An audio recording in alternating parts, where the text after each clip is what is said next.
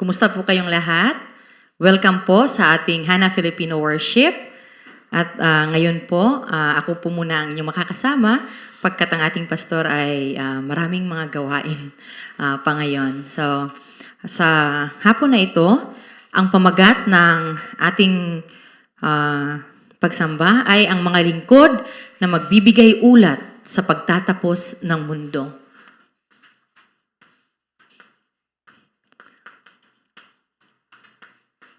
Mga lingkod na magbibigay ulat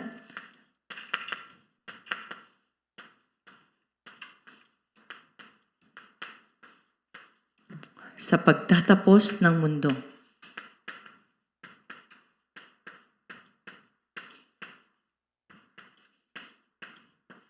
At ang binasa natin po ay makikita sa Mateo 25, 14 hanggang 30. Kung titingnan po natin ang pamagat, may salita po tayo na mga lingkod. At magbibigay ulat sa pagtatapos ng mundo. Sino po sa tingin nyo ang binabanggit ng mga lingkod sa ating pamagat? Kung titingnan po natin, ang pamagat na ito ay nanggagaling din sa Biblia, sa salita ng Diyos. So ang pinatutukuyan ng salitang mga lingkod ay walang iba kundi tayo na mga alagad ng Diyos. Kung titingnan po natin sa pasimula, makikita natin sa Mateo 24 at 25 na ang mga kapitulong ito or mga chapters na ito ay tumutukoy sa mga huling araw na gustong iparating sa atin ng Diyos.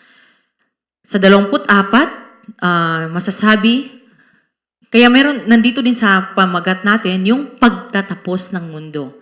Pagkat binabanggit sa Biblia na magkakaroon ng katapusan o darating ang katapusan. At sinasabi na ang katapusan yon ay ang pagbabalik na muli ni Jesus. At sinasabi sa Mateo 24 na merong mga tanda na magaganap, mga tanda para sa huling mga araw. At kung babasahin natin ang nasa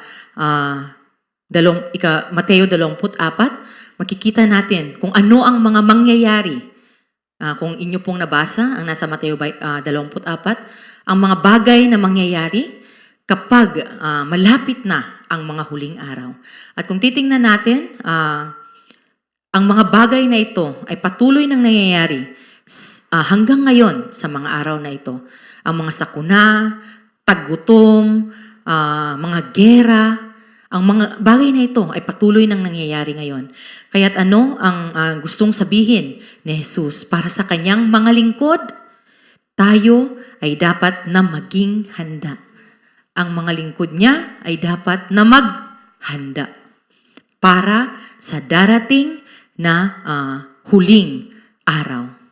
Pagkat hindi ito sabi-sabi lamang, ito ay tiyak na darating. At kung titingnan naman natin po ang nasa Mateo 25 sa pagpapatuloy ni Jesus sa pangangaral sa kanyang mga lingkod, ipinahayag niya dito ang kaharian ng langit. Anong magiging katulad ng kaharian ng langit? At nagbanggit siya ng 3 parabola. Kung babalikan ninyo, makikita po natin ang istorya tungkol sa talinghaga ng 10 dalaga na may dalang mga ilawan at sasalubungin nila ang kanilang mapapangasawa, sabi nga doon. At pinakita doon ang 5 mga birhen na naghanda at ang mga 5 na hindi naghanda. At kung titingnan natin doon, ang handa ay nakapasok sa kaharian ng langit at ang hindi handa ay naiwan. At sa pamamagitan ng parabolang ito, pinapahayag o pinaparating sa atin ng Diyos na tayong mga lingkod na dapat magbigay ng ulat sa huling araw ay dapat maging mga handa. Pagkat pwede nating isipin na marami pang araw ang darating o maraming mga taon pa ang lilipas. Pero ang katotohanan po, hindi o walang sino man ang nakakaalam kung kailan babalik na muli si Jesus. Kung kailan tunay na magaganap ang katapusan. Ngunit, binibigay ng Diyos ang mga dapat mangyari at ang dapat gawin ng mga lingkod ng Diyos.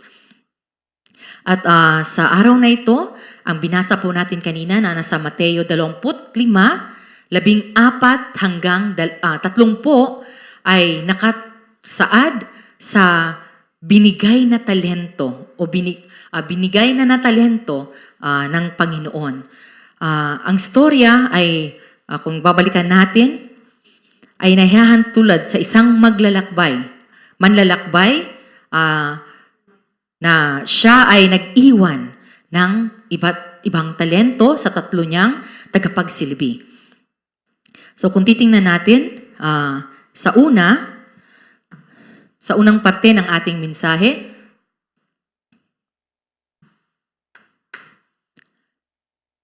merong talento na ibinibigay ayon sa kakayahan ng bawat isa.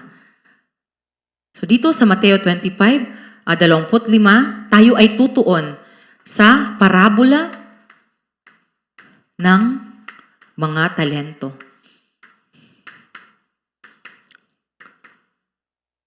At titingnan natin dito kung ano ang dapat na tunay na maging estado o kalagayan ng isang lingkod ng Diyos, ng isang mananampalataya. Pagkat sa dulo, tayo ay dapat magbigay ng ulat. Sinasabi sa katapusan ng mundo, meron tayong responsibilidad na magbigay ng ulat. Ayon sa nabasa natin sa Biblia. Kung babalikan natin ang ating binasa ngayon, may talento na ibinibigay ayon sa kakayahan ng bawat isa. Na binibigay ayon sa kakayahan ng bawat isa.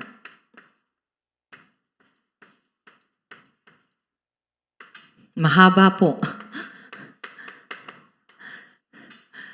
Pero napaka-direkta po ng mensahe o unang parte ng ating mensahe.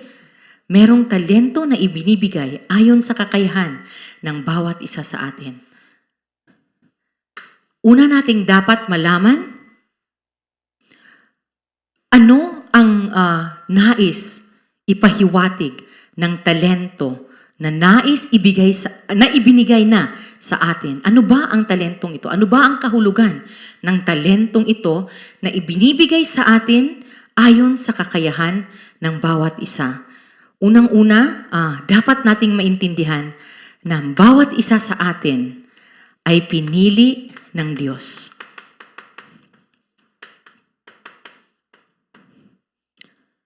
Kung iisipin natin, bakit ako naging lingkod ng Diyos? Bakit natanggap ko ang magandang balita, ang gospel na natatamasa ko ngayon o nai-enjoy ko ngayon? Bakit nangyari sa akin na yon? Kung babalikan natin ang salita, makikita natin sa Efeso 1:4-6. Anong sinasabi dito? Hanapin natin.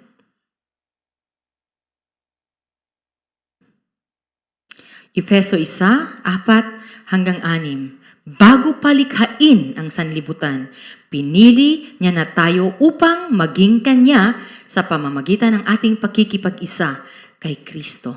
Upang tayo'y maging banal at walang kapintasan sa harap niya dahil sa pag-ibig ng Diyos. Tayo'y Kanyang pinili upang maging anak niya sa pamamagitan ni Hesukristo.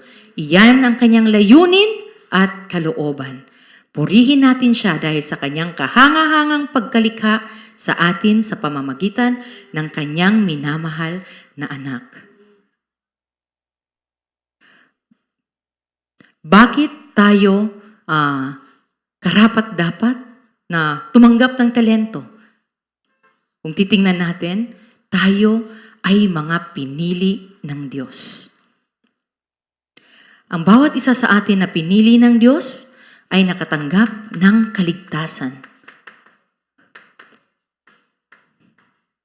Kaya kung maaalala po ninyo na sa ating laging pagkikita, sa ating laging pagbabahagi ng mensahe, ay patuloy nating pinapaulit-ulit na binabahagi sa bawat isa na tayo ay mga ligtas na pagkat tinanggap na natin si Hesukristo bilang ating Diyos at tagapagligtas. At ang katotohanan ito ay dapat na tunay na manatili sa ating buhay at makita natin na ang kaligtasang ito ay hindi dahil ako ay isang magaling o mabuting tao, ngunit ito ay dahil sa nag-uumapaw na grasya ng Diyos sa aking buhay. Sinasabi dito na sa pamamagitan ng ating pakikipag-isa kay Kristo upang tayo'y maging banal at walang kapintasan sa harap niya.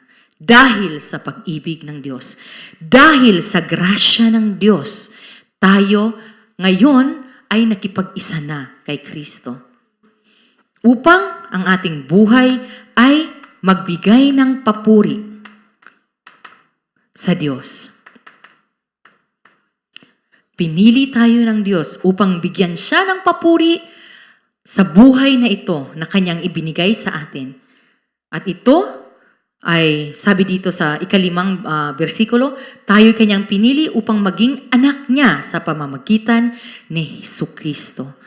Tayo ay mga pinili niya, binigyan niya ng kaligtasan, magbigay ng papuri sa Diyos bilang kanyang mga anak.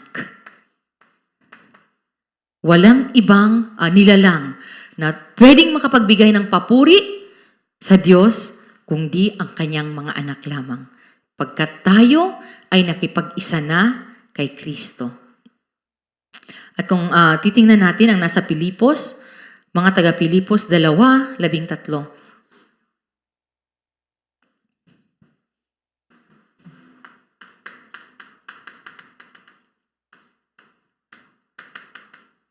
Sabi dito, sapagkat ang Diyos ang kumikilos sa inyo upang inyong naisin at isagawa ang kanyang kalooban.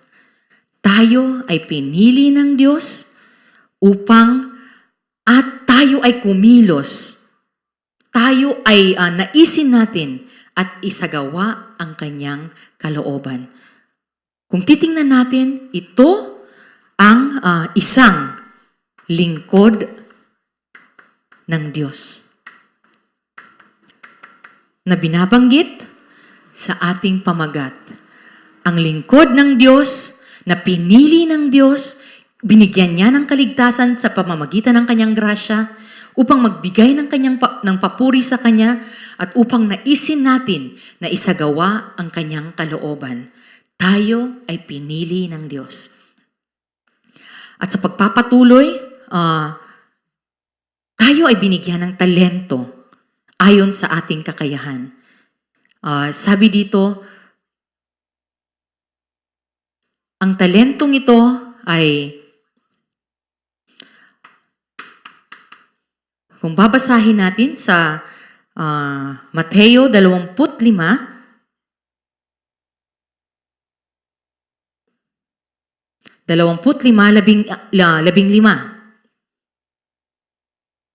binigyan niya ng salaping ginto ang bawat isa ayon sa kanilang kakayahan. Ang binigyan ang bawat isa ng talento, unang ginto, ayon sa kanilang kakayahan. Makikita natin dito na Ang Diyos ang nagbibigay.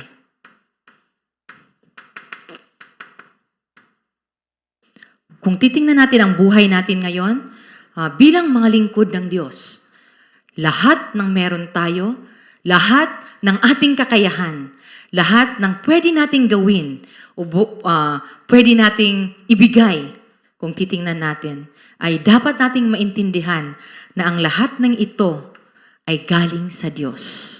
At ito ay pinapahintulot ng Diyos sa bawat isa sa atin ayon sa kanyang kaalaman, ayon sa alam niya na kakayahan natin.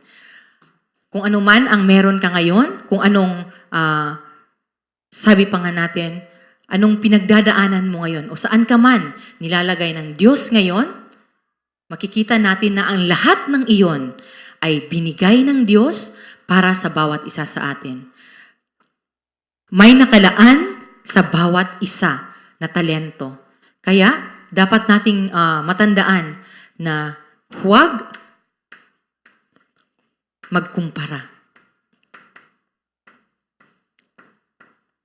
Bilang alagad o lingkod ng Diyos na magbibigay ulat sa katapusan ng mundo, dapat nating maintindihan ang bawat isa sa atin ay binigyan ng Diyos ayon sa ating kakayahan at wala tayong karapatan na magkumpara. Na siya, mayroon siyang mas marami. Ako, bakit kukunti lang yung sa akin? Siya, bakit nagagawa niyang ganito? Ako, bakit hindi ko siya kayang gawin? Dapat nating maintindihan na ang lahat ay itinalaga ng Diyos ayon sa ating kakayahan. At kung nasaan tayo ngayon, yon ang perpektong lugar at sitwasyon na dapat na nandoon tayo upang mabigyan natin ng tunay na pagsamba at papuri ang Diyos habang ginagawa natin ang kagustuhan ng Diyos o nagagawa natin ang kalooban ng Diyos. Kaya nagbinasa natin sa mga Filipos 2:13. At pangatlo, makikita natin na ang tunay na tagumpay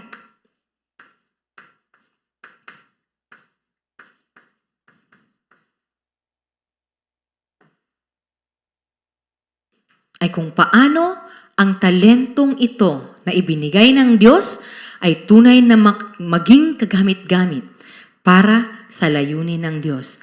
Ang tunay na tagumpay ay nakasunod sa layunin ng Diyos.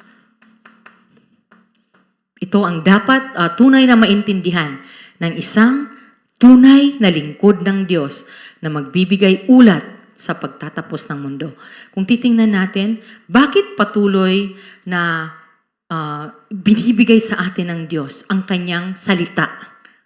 Patuloy po tayong nagkikita, patuloy po nating pinag-uusapan ang salita ng Diyos. Patuloy po kayong nakikinig sa salita ng Diyos habang tayo po ay nag-meet sa ating mga kapatid sa company, every Monday at Thursday, at sa mga kapwa Pilipino po natin na gusto nating makapakinig sila ng salita. Bakit ito po ang kagustuhan natin? Bakit natin gusto na ang salita ng Diyos ay patuloy na maibahagi o patuloy na marinig ng bawat Pilipino o bawat tao na ating nakakasalamuha? Pagkat mahahanap natin ang layunin ng Diyos sa loob ng kanyang salita. At kung mahahanap natin ang layunin ng Diyos sa kanyang salita, tunay na mahahanap natin or makakamtan natin ang tunay na tagumpay sa ating buhay. Hindi kung gaano kadami ang talento na meron ako, kundi kung paanong ang talentong ito ay nauugnay sa layunin ng Diyos.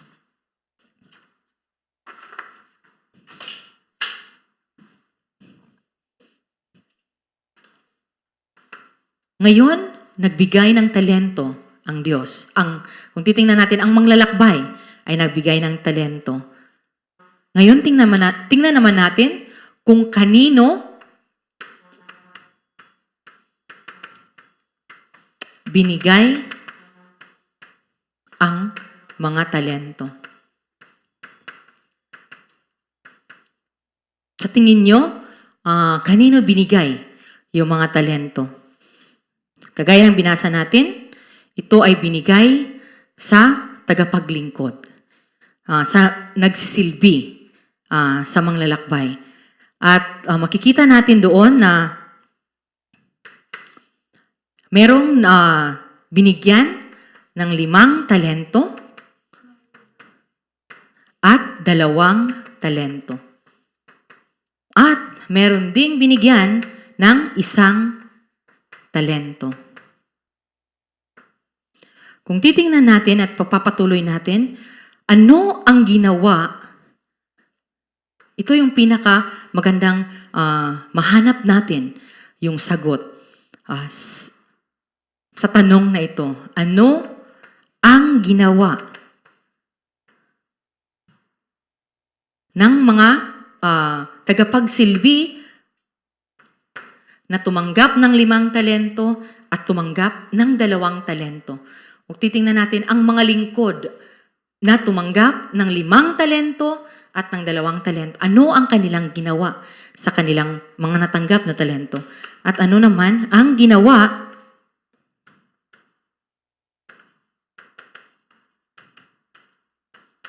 ng tumanggap ng 1 talento? Kung babalikan natin ang storya, ang kwento o ang parabola na ating binasa ngayon, nakita natin na ang 5 talento, kung pwedeng basahin natin,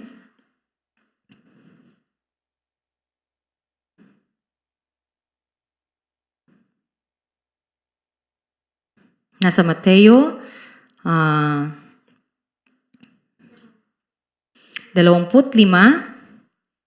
25, 15, 16, pababa.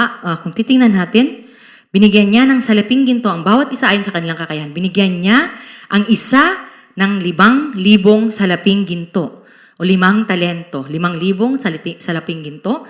Ang isa naman ay 2,000 salaping ginto o 2 talento. At ang isa pa ay 1,000 salaping ginto. Ano ang ginawa nila? Pagkatapos nito, siya ay umalis. Ang manglalakbay ay umalis. Sa sa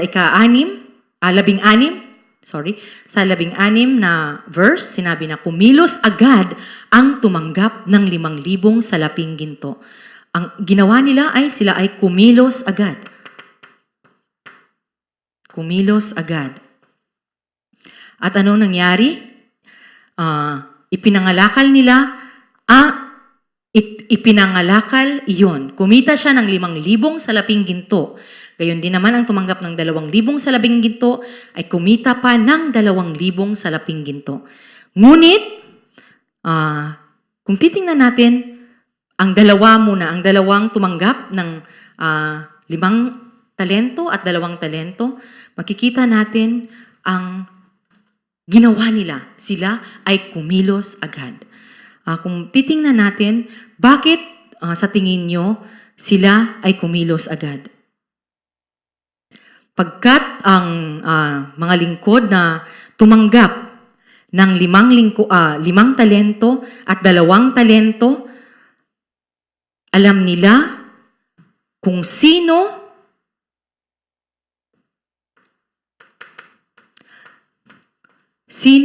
ang nagbigay ng talento. O kilala nila kung sino ang nagbigay sa kanila ng talento. At kung kilala mo kung sino ang nagbigay sa iyo ng talento, alam mo kung ano ang kagustuhan niya para sa kanyang ibinigay sa iyo. Halimbawa, ako ay naggawa ng isang masarap na pagkain, di ba? At ibinigay ko sa iyo. Ano sa tingin mo ang magugustuhan ko?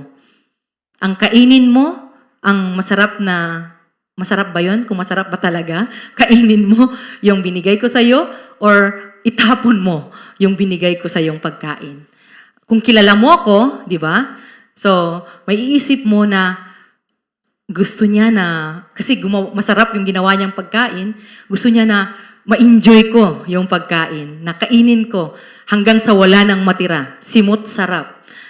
Sa sabi pa nga, pinakahuling butil. Gusto, kung kilala mo ako, makikita mo na yun ang gusto ko na gawin mo sa pagkain. Pero, kung hindi mo ako kilala, hindi mo kakainin yung pagkain. Bakit? Baka isipin mo na, hindi ko yan kilala, bakit niya ako binigyan? O paano niya ginawa yung pagkain na yon, di ba? O baka may lason yung pagkain na yon. Pagkat hindi mo kilala kung sino yung nagbigay sa'yo. Pero kung titingnan natin, yung storya o parabola na ating binasa ngayon, ay katulad ang ginawang pagkilos ng nakatanggap ng 5 talento at ng 2 talento at nung nakatanggap ng 1 talento. Kung bibigyan natin ng mas malalim na pangahulugan ang binasa natin ngayon,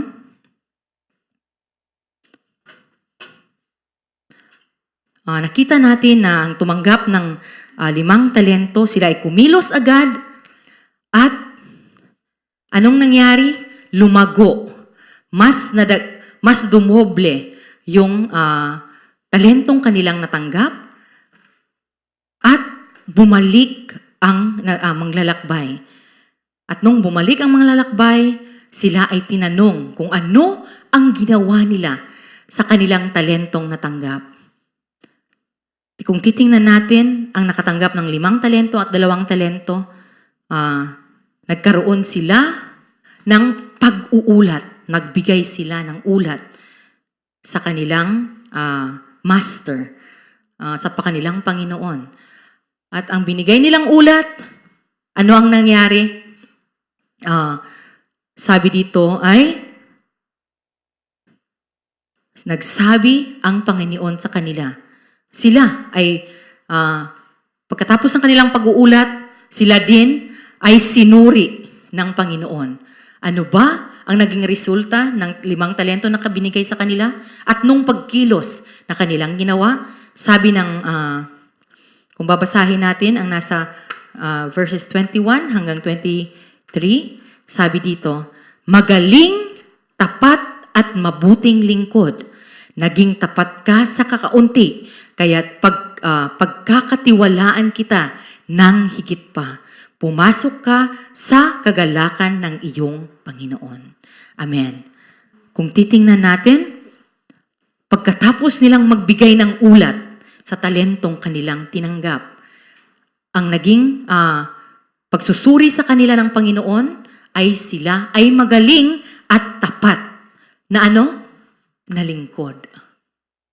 Tayong mga lingkod ng Diyos, paano ba natin gustong masuri ng Panginoon pagdating ng katapusan ng mundo? Sinasabi sa salita na merong katapusan ang mundo. Darating ang katapusan ng mundo. Paano ba natin gustong masuri ng Panginoon? Maraming mga tao ang gumagawa ng kabutihan. Maraming mga tao ang sa tingin nila kaya nilang maligtas ang kanilang mga sarili o kaya nilang pagbutihin ang kanilang mga sarili sa pamamagitan ng kaya nilang gawin. Ang dapat nating maintindihan ngayon ay lahat tayo ay walang kakayahan. Maliban sa kung tayo ay tunay na pinili ng Diyos upang matanggap ang kaligtasan sa pamamagitan ng kanyang grasya. At kung tayo ay tunay na tumanggap na ng kaligtasan, ngayon tayo ay mga anak na ng Diyos. At bilang mga anak ng Diyos, sinasabi sa salita na tayo ay binigyan ng talento ng Panginoon. Tayong mga nakatanggap, tayong mga binigyan ng talento, ano ba ang ginagawa ko ngayon? Ano ba ang dapat kong gawin ngayon? Kilala ko ba kung sino ang aking Diyos o ang aking Panginoon? Kung titingnan natin, ang lingkod na binigyan ng 1 talento, ano ang kanyang ginawa? Sabi dito, pagkatanggap niya ng talento, ibinaon niya ito sa lupa at ibinalik lamang ito sa Panginoon ng araw ng pagsusulit. Kung babasahin natin ang nasa versikulo 25, ito ay kanyang binaon at nang bumalik ang Panginoon, ito ay kanyang binalik sa Panginoon nang walang labis, walang kulang. Katulad pa rin ng isang talento. Kung ipagpapatuloy natin ang pagbabasa, makikita natin na hindi niya kilala ang kanyang Panginoon.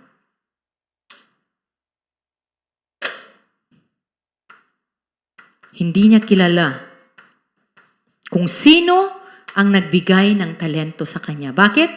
Binabanggit dito na bago pa siya husgahan ng Panginoon, siya na mismo ang humusga sa kanyang Panginoon. Ano ang sinabi niya?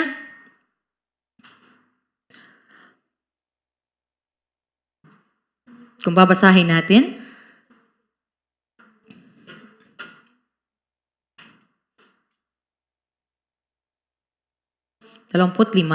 natakot po ako, kaya't ibinaong ko sa lupa ang inyong salaping ginto. Hito po ang salaping iniwanan niyo sa akin, sumagot sa kanyang Panginoon.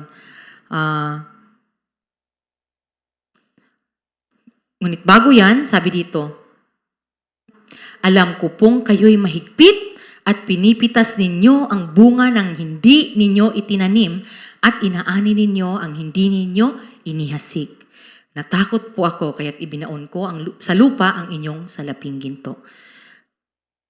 Ang salitang iyon ng tagapaglingkod na binigyan ng isang talento ay nagpapahiwatig lamang na hindi niya kilala kung sino ang nagbigay sa kanya ng talento. At kanyang binigyan agad, bago pa siya suriin ng Panginoon, nagbigay na siya ng paghusga sa kanyang Panginoon. At dahil dito, kung papagpapatuloy natin,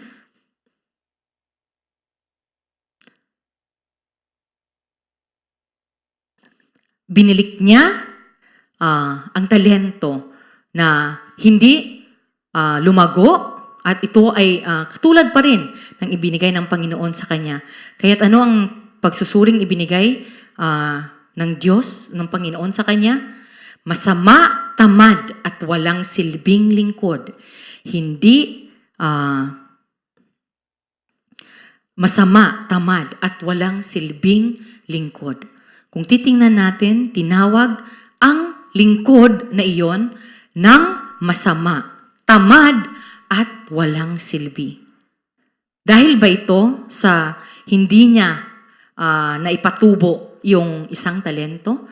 Hindi katulad ng dalawang nauna na dumoble ang kanilang talento.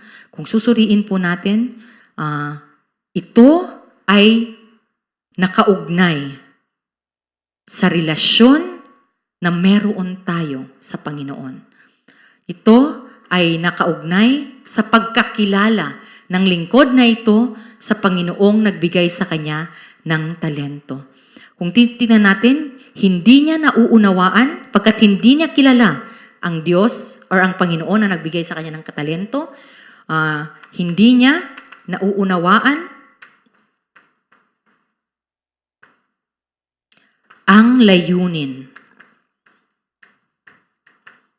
ng Panginoon.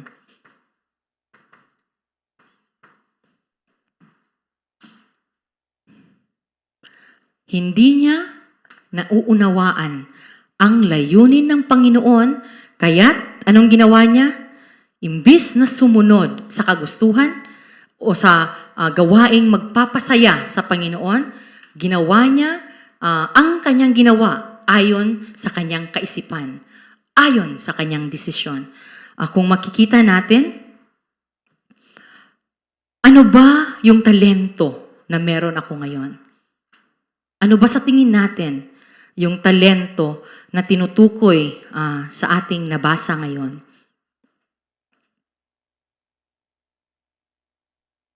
Kung titingnan natin,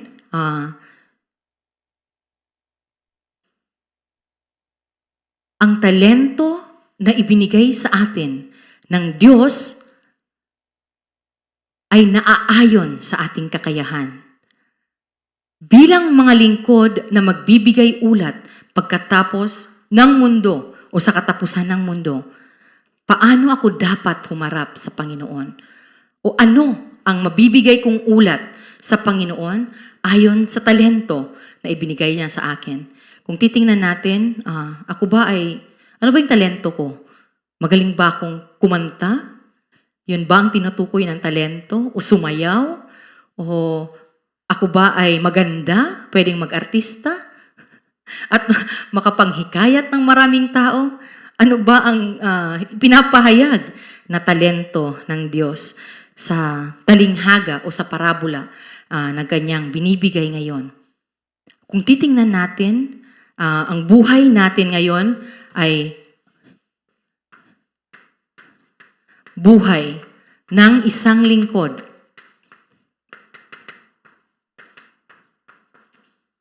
Ay nasa iba't ibang sitwasyon,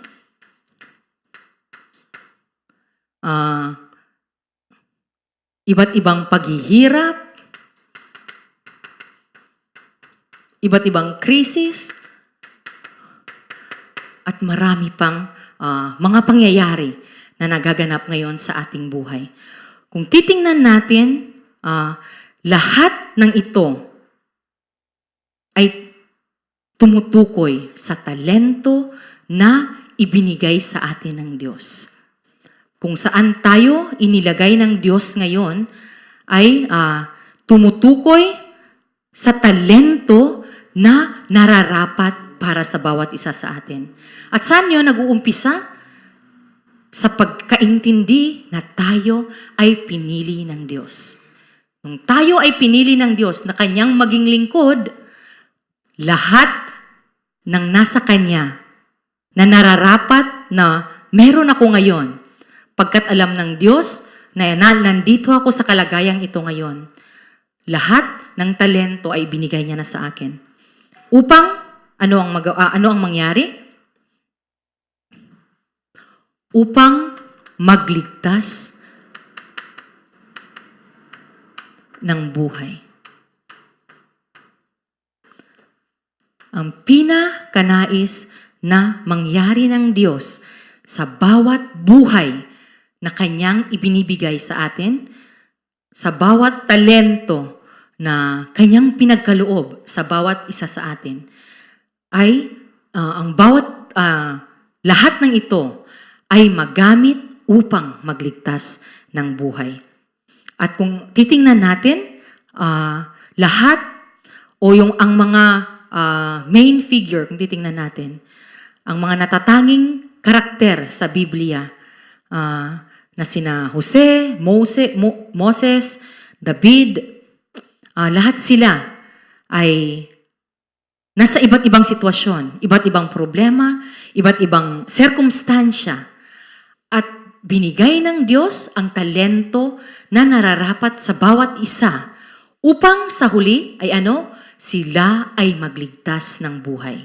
Kung titingnan natin ang bawat buhay ng mga natatanging karakter na ito sa Biblia, lahat sila ay ginamit ng Diyos upang magsalba ng buhay, upang mailigtas ang buong Israel, upang ang magandang balitang ito, ang tipan ng Diyos ay dumating hanggang sa atin ngayon.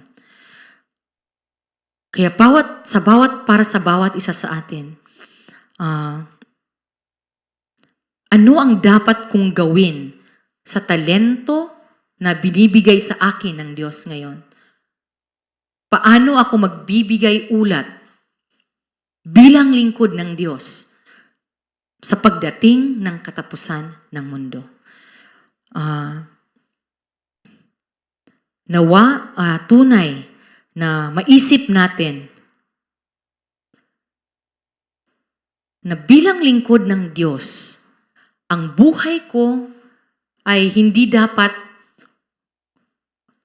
ang talento na ibinigay ng Diyos sa akin, ang mga sagot na patuloy na ibinubuhos ng Diyos sa buhay ko ay hindi dapat maibaon. Sabi pa nga, sa katulad ng binigyan ng isang talento na parang parang katulad niya na ang kanyang talento ay kanyang ibinaon.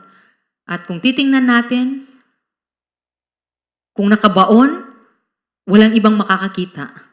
Walang ibang makakasaksi sa mangyayari o nangyari sa buhay na iyon.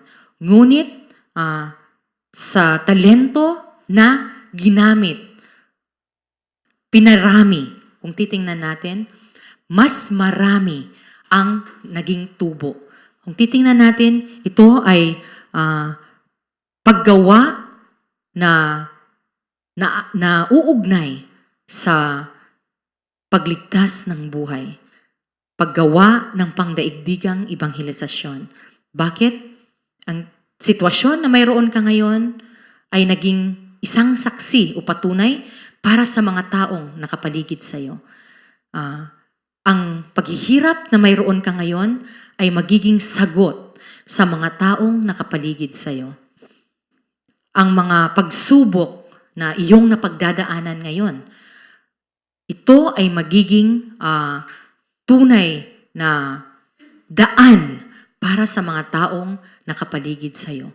Kung titingnan natin, ang lahat ng nasa akin ngayon, bilang ako ay anak ng Diyos. Ito ay talento na ibinibigay sa akin ng Diyos ayon sa kakayahan na nakikita niya sa akin. Kaya dapat tingnan mo yung sarili mo bilang isang anak ng Diyos na binigyan ng sapat na talento ng Diyos upang maging kagamit-gamit para sa kanyang kagustuhan, sa kanyang layunin, sa kanyang misyon.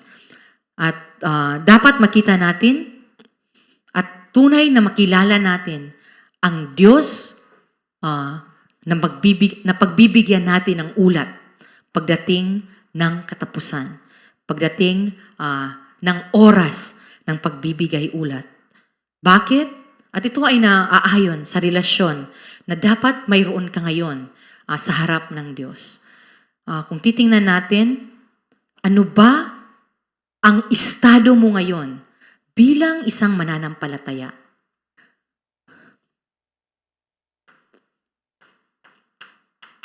Sa konklusyon,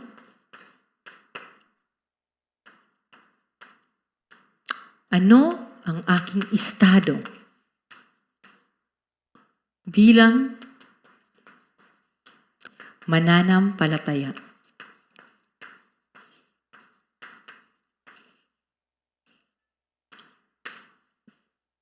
Dapat nating tanungin ang ating sarili ngayon.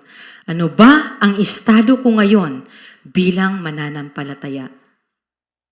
Kung titingnan natin, ang layunin ng Diyos ay naaayon ba sa aking buhay? Ako ba ay nakasunod sa layunin ng Diyos? Paano natin malalaman kung tayo ay nakasunod sa layunin ng Diyos? Bilang mananampalataya, bilang lingkod ng Diyos, dapat ang buhay ko ay nakasunod sa layunin ng Diyos. Paano? Sa pamamagitan ng kanyang salita. Ang buhay ko ba ay nasa loob ng kanyang salita? Sa araw-araw, natatanggap ko ba ang paggabay ng Diyos sa loob ng kanyang salita? Ang buhay ko ba ay nasa tunay na pagsamba? Nasa panalangin at nasa tunay na gawain ng ebanghelisasyon. Kung titingnan natin, ang buhay ko ay dapat nasa loob ng salita, ng panalangin at ng ebanghelisasyon. Sa araw-araw, dapat mahanap ko ang mga bagay na ito. Ano ba ang estado ng aking pananampalataya? Ito ay sabi pa nga natin, kung sabihin natin, nakaugnay sa salita na aking tinatanggap, sa salita na aking ginagawa ng meditasyon. Ang aking buhay o estado ng pananampalataya ay nakaugnay sa kung saan ko nilalaan ang aking talento. Kung saan ko nilalaan ang aking buhay. At sa panghuli, ako ay dapat na maging isang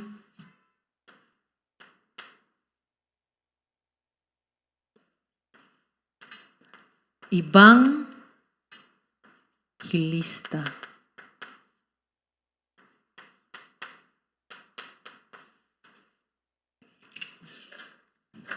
Ang lingkod ng Diyos na tunay na nakakaintindi sa layunin ng Diyos ay mamumuhay na tunay na masaya sa pagpapahayag ng salita ng Diyos.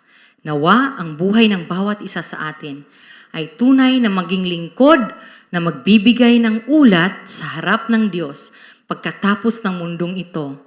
At tayo ay tatawagin ng Diyos na magaling at tapat kong tagapaglingkod.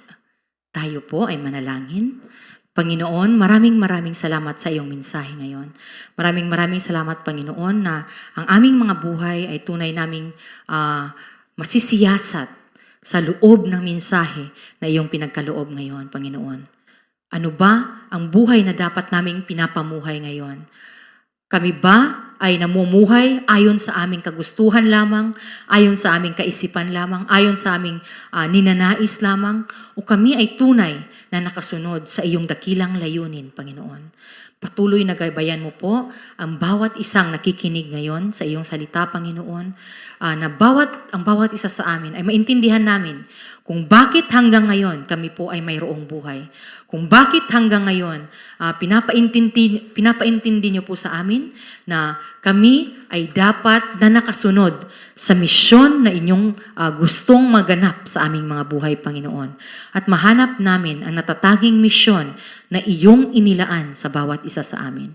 Panginoon, patuloy niyo pong pagbigyan ng tunay na pagpapala, biyaya at paggabay ang bawat isang kasama namin sa pagsamba ngayon, Panginoon, na tunay naming maintindihan na ang aming kalagayan o ang estado ng aming pananampalataya ay nakaugnay sa kung kami ay nasa loob ba ng salita o hindi.